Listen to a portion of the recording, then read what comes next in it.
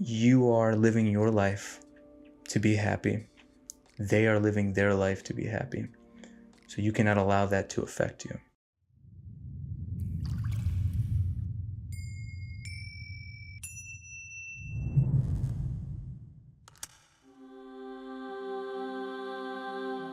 Welcome back to the channel. Today I wanted to talk about a quote from a book that was actually recommended to me by one of my previous therapists. It's called The Four Agreements. It's by Don Miguel Ruiz. So the passage I'm going to read now is referencing a parasite. The parasite is psychological in nature, and it has to do with the kind of thought patterns and cognitive distortions that we have in our minds that we at one point in our lives developed to help us survive and no longer need, but we haven't caught up with yet. So we are still kind of stuck in the environment mentally that created those thought patterns, and we need to now recognize we're no longer there and uninstall them so that we can continue living our lives in a new and healthier way. So the passage goes, "The parasite can be compared to a monster with 1,000 heads. Every head of the parasite is one of the fears that we have. If we want to be free, we have to destroy the parasite. One solution is to attack the parasite head by head, which means we face each of our fears one by one. This is a slow process, but it works. Every time we face one of our fears, we are a little more free." So to me, what this is saying is that the most attractive technique that somebody could use or tell you about to overcome all these things, these thought patterns, these cognitive distortions, these fears, fundamentally, is to kind of face them all at once and, go through life. And every time one of the things or thought patterns comes up, you can question them. And so God knows how many things throughout the day we're experiencing or questioning or thinking about. And so to imagine that a normal person going throughout their lives, full-time job, taking care of themselves, going to the gym, working out, has hobbies, has friends, has family, to think that it's reasonable to question every single time one of these things comes up and have a battle with it, to me seems unrealistic. And why I say it's the more attractive choice, because in theory it probably is, where you can just go about your day having 100, 200, 300, however many battles with yourself and your mind, because fundamentally you believe these things. These are not things that you have to question. They're just second nature for you.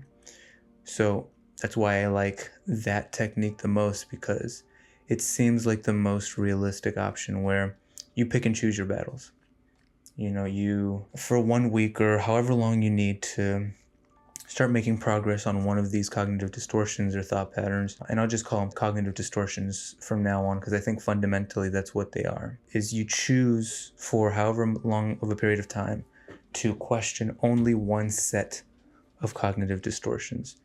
And that way you have more time to kind of interact with and question and use techniques that are available in order to try and overcome it. Like I said, that is how I am using it at the moment.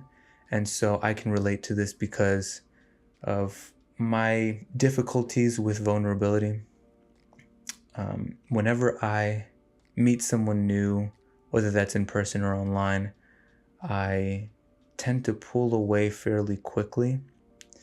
I see myself creating these grandiose visions of the future with that person, and I just closed my eyes and I thought of a few more, and it's just so natural for me to just imagine what it would be like if that person desired and accepted me. And so what that looks like for me may be different for you, and I'm not going to go into the details, but I create these visions, I live in these fantasies, sometimes for 10-20 minutes, and I lose track of time.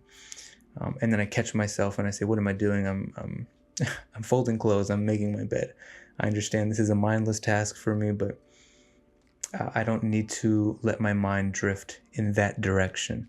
I can choose where I'm going to allow my mind to wander into. And so it is the expectation that I start setting for the future that also, in turn, makes me begin to question whether this is realistic, whether this is something I want to pursue and put time into. That thought of not being accepted the way that I just imagined has such an utteral response, such a second nature kind of thought process that makes me afraid to continue to communicate and open up with this person. Because if I start showing the truest version of myself to this individual and they don't accept it, I will feel like I am not good enough. And those thoughts create my habit of pulling away fairly quickly upon starting conversation with somebody new in my life that I'm interested in. And even friends, I'm doing it less with family now, but even my friends, I don't feel as close as I hear other people explain how close they are with their friends. And once again, that's something that I am working on. And so this is one of those parasites that I'm fighting now. It has resulted in me missing a lot of opportunities for personal growth, whether that be through friendships, familial relationships, or romantic partners. It has held me back so much, and I no longer want this immediate thought process to hold me back from any more in my life. And this is difficult. This is something that I am still working on.